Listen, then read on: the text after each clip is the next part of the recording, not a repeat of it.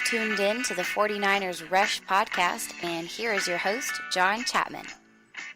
All right, thanks for listening to another episode of the 49ers Rush podcast, and sorry it's not on repeat, but the 49ers lose another close one. It's just who we are.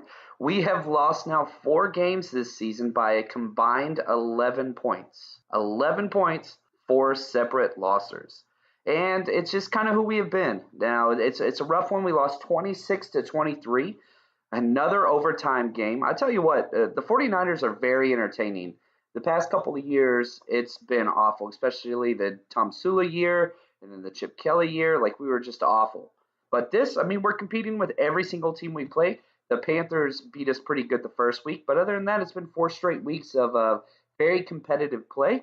But we lost 26-23. Now, let's get into some happy 49ers news. Frank Gore, he moves into 7th all-time in rushing, and he's not done. He can go all the way into the top 5. He needs 400 more yards to get to top 5, and that's going to kind of be where it's going to stop this year. I think he can get there as long as he stays healthy and keeps getting these carries. Curtis Martin's number 4, and he's 700 yards away, and then after that, there's zero chance. You got to add another 1,000 yards to get up there, but with another 400 yards, he could pass Jerome Bettis and LaDainian Tomlinson, which is it's great. I really think he's cemented his Hall of Fame career, and as a Niners fan, it's funny, my oldest son is the biggest Frank Gore fan, and so you got to root for that guy. He played very, very well, so that's good news. Now, let's go through and let's break down this game. It was a rough one for me today, so I watched it live. I had to walk away. I could not go back and rewatch that game just because I was so upset. So I took a break, went back and went through the film 2 more times. NFL.com, man, they're taking forever to get their game film up on Game Pass, but that's okay. So let's go through this. Let's talk through the offense first, and a super big positive and a super negative. Let's just get to it. Positive, 0 turnovers for our offense. 0 turnovers. That is absolutely great, and this is why you want Brian Hoyer. I've given Brian Hoyer so much flack on this, and I'll continue. He still did not play well, but he didn't lose us the game. He didn't play well. He played bad, but we didn't lose because of Brian Hoyer. We lost because of our defense. But flip side of that, he's not winning us the game. He goes 4 for 14 on third down conversions. It's been our MO all year. We are just awful on third down, and a lot of that has to do with poor decision-making by our quarterback. So now our offensive MVP, oh man, it goes to Kittle.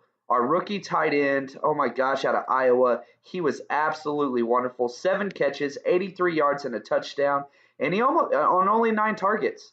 And one of those targets on the opening drive could have been another touchdown pass, but it was a bad pass. It was absolutely terrible pass from Brian Hoyer, and Kittle actually caught it, but he threw the ball so far out of bounds. Kittle dives, makes a ridiculous catch, but comes down out of bounds just because the pass was so bad. He's an absolute beast, Kittle, and he seems to have fixed his issue with drops, which is great. If this stays, man, sky's the limit for this kid. He's a brick, too. Once he catches the ball, which he's a natural pass catcher, he's got very solid hands, but when he runs into the defenders, he never just tries to go out of bounds. He will lower the shoulder, and he wants to hurt them. Like, you can just tell he's pissed off all the time. And it's funny. I went back and watched some film because he reminds me so much of William Floyd making contact in the secondary. Now, he has none of the moves that William Floyd bar none had. But whenever he makes contact, his body doesn't move. Like, he is solid top to bottom. And especially with the safeties and corners that try to guard him, his body just moves through them. It's very, very violent. And at the end of the game, he just showed how key he is. It's 3rd and goal, less than a minute left, and we go back-to-back targets to Kittle. And he catches both of them. And that last play at the end of regulation was just sheer willpower. He blanket coverage. Hoyer puts a great throw into him, and he just powers through for the touchdown. It was just awesome. So George Kittle gets the MVP. The dude just we got to give it to him. He's a man. He is a man out there playing with boys. It's just who he is. He's so great. Now, other guys that were just great, Pierre Garcon, obviously amazing, 8 catches, 94 yards on 11 targets. And he started the game off and set the tone. He had 5 receptions on the opening drive, and then dry spell, he disappears from the game plan. And this is something I just do not understand. Shanahan, who I'm still so glad he's our coach, he can script the hell out of a game to start. Usually coaches will have a 10 to 12 to 20 play game script to start out, and that's just based on film and tendencies. And basically you're saying, we are running these 12 plays regardless of the situation. Now, 3rd and short or 3rd and long, we might abbreviate that or adapt out of that, but this is what we're going to do almost guaranteed. He's as good as they get there. But once the script is gone, things get dicey, and we forget who our playmakers are. You have to got to keep Pierre Garcon getting the ball more often and force feeding him. He catches everything. The 3 catches that he did not make, none of them were catchable balls. One of them he almost caught one-handed, stopping his momentum, twisting backwards, and getting hit at the same time. So Pierre Garcon is a must catch, and he had this great catch off of another tipped pass. This was one that got tipped at the line of scrimmage, which he still caught and got destroyed and held onto the ball. He is our offensive MVP for the year so far. The game goes to Kittle, as I said, but again, Pierre Garcon, super, super close. Now let's go and let's talk about our quarterback because it's hit and miss here. 29 for 46, that's a terrible completion percentage, but 353 yards and 2 touchdowns, can't complain. 0 interceptions, 0 turnovers. He got sacked twice. Both of the sacks were his fault. One time he didn't want to check it down and just held the ball, got scared, and kind of fell on an under soft coverage sack. The second time he forgot to step up into the pocket and got sacked 13 yards behind the ball, which was ridiculous on an outside pass rush with 0 pressure in his face. So if he would have stepped up, he would have been fine there. But he had 101 quarterback rating. Like I said earlier, we did not lose this game because of Brian Hoyer. We lost this because of our defense. But, again, Brian Hoyer was not great. If we looked, I charted all of his passes. Takes a ridiculous amount of time, but that's okay. He had 5 overthrows and 5 underthrows. So that is 10 passes, not just like slight underthrows. These are uncatchable balls based on the position of the pass. That's 10 out of 46 passes that 0% chance of completion. And this is the thing with him. He can kill a drive all by himself, which you can say that for almost all quarterbacks, but he does it on a consistent basis because it seems like as soon as he overthrows something or something bad happens, whether that's a penalty, a false start, anything like that, oh man, his mistakes compound on top of each other. And you can see it in his body language. You'll see him kind of shaking his head and make a grimacing face in the huddle. And it's just like, dude, you got to shake that off. I know Aaron Rodgers does it all the time, but he's the best quarterback in the NFL. Like, you're not that guy. You need to just have this attitude of, all right, next play, next play, next play. And you got to keep that attitude going. He almost had 1 interception again, and it's always on this exact same combination route. It is a slant/crossing route where the backside backer, let's say Brian Hoyer's looking to the right side of the field, and the right wide receiver is running a crossing route of some sort. Now, the weak linebacker, the offensive's left linebacker, will drop into coverage across. He never picks that up in zone coverage. And so he threw this crossing route straight into the dropping linebacker's hands. Luckily, it was dropped, but it should have been picked off. And this is Brian Hoyer. He's got 3 interceptions in this exact same concept so far this year. So hopefully we can pick up on that. And probably the funniest play of the day, it was a fake reverse/handoff, and he's sitting in the back with 0 pressure for about 6 seconds, and then just airs it out of bounds in the middle of the pocket with 0 pressure for an intentional grounding call. Like, it was, you could just totally basically see him say, yeah, screw this, I don't want to do it. It was ridiculous. But anyway, so that's the main man, Brian Hoyer. Now let's move on to the running backs where it gets weird. Carlos Hyde, 8 rushes for 11 yards and 1 catch for 7 yards on 1 target. Carlos Hyde didn't play well. He definitely had a tough game, but definitely not as bad as being benched. He was benched, and it was in the 3rd quarter, the opening drive. They do a little toss play to the perimeter, and you could tell Carlos Hyde just wasn't watching. Took his hands off the toss, fumbled it, fell on top of it. We didn't lose the ball. The very next play is 3rd and long now, and he's in for pass pro. Does a decent job, but he did not see the field for a solid quarter. He didn't come in until about halfway through the 4th quarter. And whenever Kyle Shanahan was asked about it in his press conference, he said, "Oh, we just rolled the hot hand." And he skimmed over and just moved on. You could tell the coaching staff was pissed off at Carlos Hyde. Now, he was running super hard the whole game. He just got kind of clogged up. And where he wasn't doing well, Matt Breida did great. And a lot of it has to do with the defensive scheme. A lot of plays on 1st down, when Carlos Hyde was in the game, the defense would the Colts would run a double linebacker run gap blitz. And so what you do is you pinch all of your 4 down linemen, all of them shoot to the interior gap, and both of your outside backers are on an automatic scrape to the perimeter on both sides. So basically what it's doing is creating a 6-man front where every single gap is plugged, and it works several times. If we would have did a play action off that, it would have been great. But for some reason, like you could just see, they kept doing it. They throw in Matt Breida, and they checked out of that coverage, out of that run gap. They basically were not concerned with Breida, and he had a great game. 10 rushes for 49 yards, 3 catches for 22 on 5 targets, and he looked good. The future is very bright with this team and this young offense. If we get a quarterback and a better receiver core, we're going to be just fine. Matt Breida is young and looked great. He's very fast and efficient. And what I mean by that is he doesn't go side to side. 0 wasted movements. He is straight downhill. So even if he gets hit at the line of scrimmage like Carlos Hyde does, he's fine getting that 3-yard gain, where Carlos Hyde's going to try to bounce and all that stuff and get that 1-yard gain. That's kind of the main difference here, and it showed today. He did almost have a 91-yard touchdown run, and there was nobody else, and he got tripped up barely and fell down for a 12-yard gain, but he would have been gone to the house. It would have been amazing. Absolutely great receiver. He's very underutilized there, so hopefully this snap count that he got there is not going to stay, right? We need to get Carlos Hyde the ball more often. But it is great that they have more confidence in our backup running back now.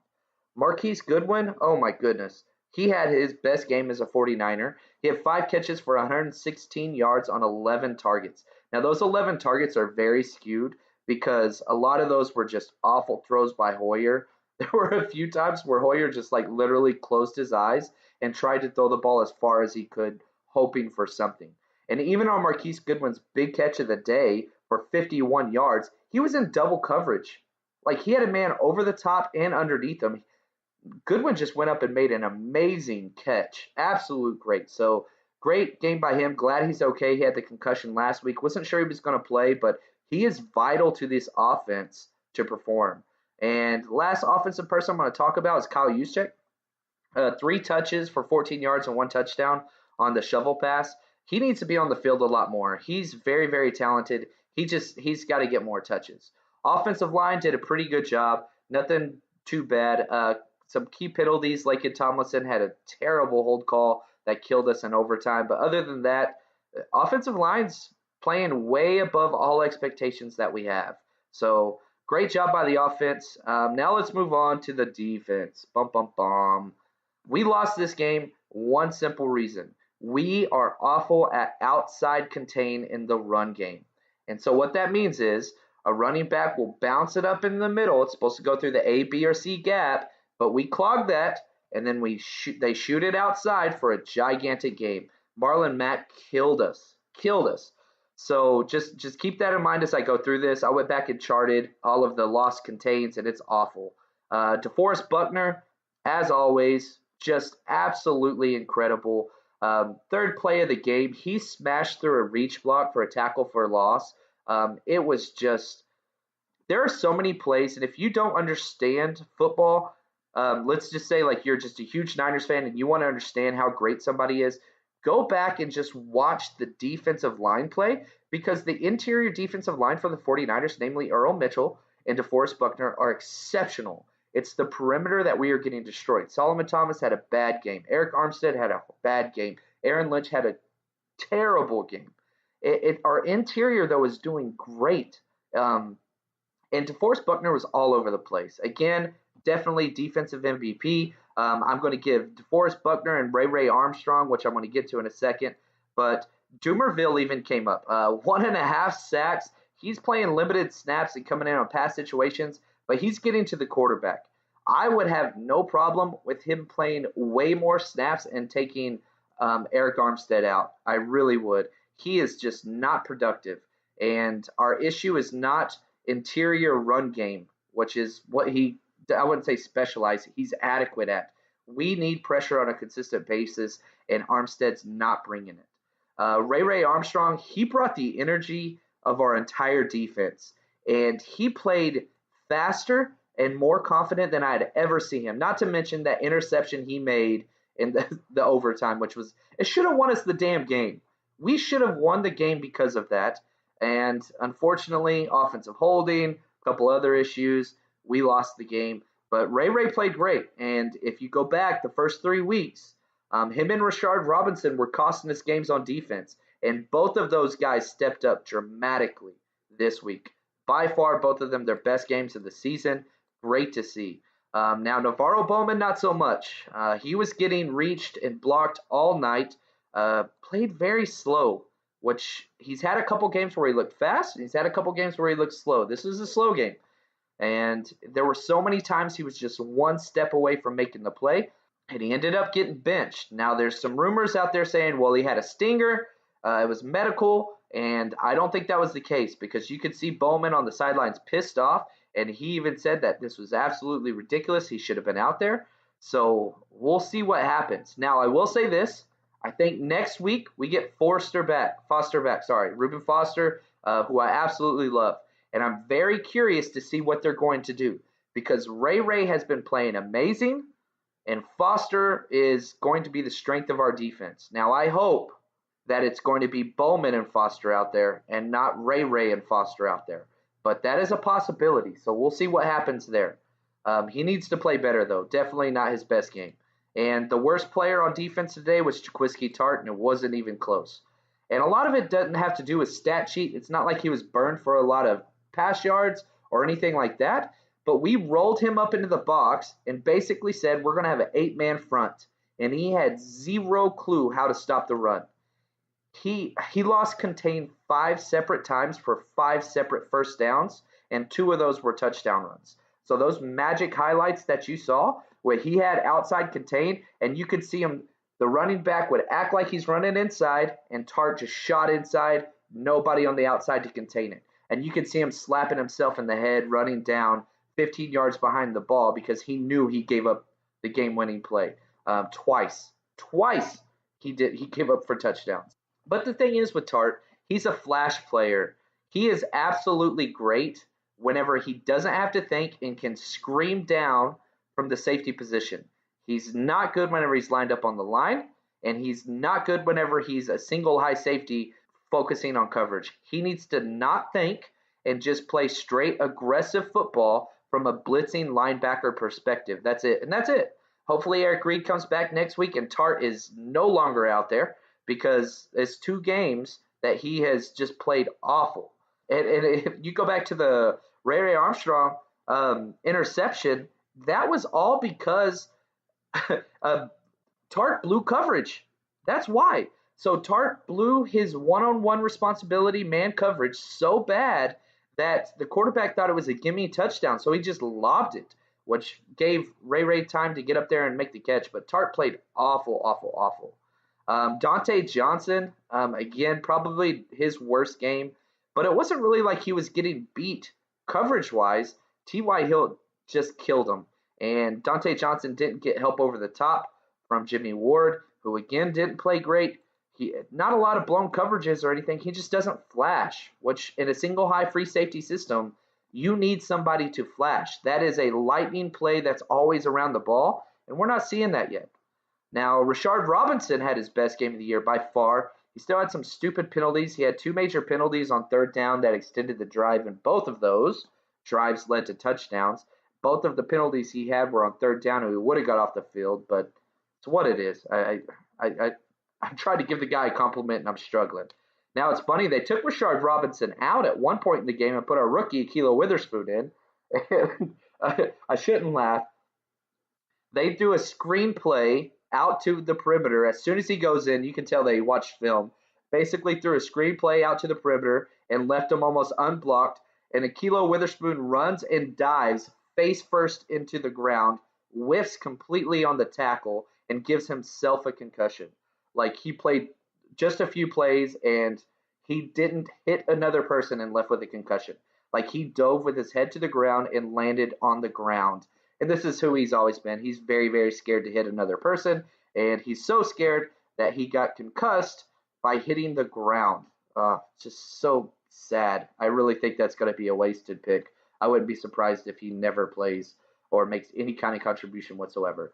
My favorite player in the secondary this week was by far Kerwin Williams. He is just turning into an absolute 49er in everything that we want to be about. Great energy, never misses an assignment. Not to say that his guy doesn't catch the ball or catches go against him, but he was always right on top of him and just sure tackler, absolutely great. Let's also Lorenzo Jerome. He got a couple snaps in there. They weren't happy with Ward or just wanted to give him a break. They send him in there at free and whiffs on a tackle for a huge gain, and they pull him right back out. So kind of bummed to see what happened there. I wouldn't be surprised if Jerome goes back to the practice squad after this week, because if we get Reed back, we will have all three of our starting safeties back, and that should be good. Aaron Lynch played so bad. He played so bad. 3rd and 5, jump off sides, shoots inside, misses outside contain. Quarterback runs through a sack for a first down. Just not a lot of positives. He did make a couple key tackles in the run game, but again, we can't be worried about the interior run game. We're getting beat outside. Solomon Thomas almost disappeared. He was almost a non-factor. Last week had his best game of the year, and he didn't really flash very much. First pass play in overtime, he almost had a sack, and the quarterback ran right through his arms, which if you go back and watch his Stanford film, that's kind of his MO. He is an all-effort guy, and he played all out. He's just not getting the production that we need. So that's our defense. Special teams, Robbie Gould, 3 for 3 field goals. He has not missed a field goal this year. Absolutely great. He keeps us in all games. Victor Bolden, kick returner, looked great. Man, he almost took one to the house but got tripped up at the last level. We had really bad miscommunication on one of the kickoffs where him and one of the upbacks were fighting over the ball and fumbled it. Luckily, we got it. But you can't start the ball at the 9-yard line after a kickoff return. But hopefully they'll get that fixed. So, couple random notes before we look to the future. Gosh, man, again, we suck at contain. It's absolutely awful. Our 3rd down and long prevent defense is abysmal. What we do is, Robasela, he sends 4 down linemen, and then he scoots all linebackers back to safety depth, all corners back to safety depth, and then the safeties even further back than that. And so we have 4 D linemen, and then we don't have anybody else for 12 yards. And it killed us twice. And the announcers were not being nice about that, thankfully. I'm glad. Put them on blast. It's a great idea, and basically it's a bend, don't break mentality, but you can't do that and give up a freaking handoff up the middle to bounce outside for a first down. You can't do that. Must be more disciplined. 10 penalties for 77 yards. That's 4 out of 5 weeks that we've been in double digits for penalties. That is unacceptable and poorly coached. Now, the one thing I will say is we were down 14 points in the 4th quarter, and we came back to tie the game. This team has a lot of fight, and they're not giving up, which you got to take that for something. Now, we had 2 injuries. We actually got out of this week pretty healthy. Akilo, which I talked about, giving himself a concussion. And then Asa Jackson on special teams hurt his hamstring. Hopefully they'll be all right. But that's it. Now, with the NFL is left with 3 winless teams, and yay, your 49ers are a part of them. It's us, the Giants, and the Browns. Isn't that just wonderful company to be in? I will say this. I do think we are the best of those 3 teams, and I think that our future is the brightest of those 3 teams as well. So that's great, and we even get to play the Giants later on in the year, so keep that in mind. If you're one of those people that's fighting, yay, let's be terrible for draft position, all that stuff, I guess that's good for you. I mean, the odds of us making the playoffs are basically less than probably 5%, but we're not making the playoffs. But I still want to win games. I'm not a person that wants to tank for the draft. I love the draft more than any person I've ever met in my life, but I want to win games. I am just too damn competitive. Now, next week, oh boy, it is the Kirk Cousins Bowl. We will fly all the way to Washington because the NFL loves to make us play on the road time and time and time again. We have an early kickoff, and we're playing at Washington. This is going to be an absolute great game for so many reasons, and I expect Kirk Cousins to throw for 500 yards. Washington's coming off of a bye week. Great. Basically, this is just the biggest trap game that we could possibly have. I don't say it's a trap game. It's not set up in our favor at all. And it doesn't get much better. We got at Redskins, then we got the Cowboys, then we got at the Eagles. So it's going to be a rough stretch. This was probably at the Colts was one of our most winnable games on our schedule, especially with Andrew Luck out. So we'll see. Hang in there, faithful. It's going to be rough. Also, quick side note, if you're into fantasy football, I do another fantasy football podcast. It's called The Fantasy Football with a question mark. Think Ron Burgundy. Hit subscribe to that. And I lost a fantasy bet this week, and I have to do a poetry slam fantasy football style. So if you want to laugh at my expense, I will be putting that video up on my Twitter feed. That's JL_Chapman, JL_CHAPMAN. Stay strong, faithful, and we'll be back at you next week. And hopefully we will get this Niners win, the ever elusive first win of the season in Week 6. Take care, faithful.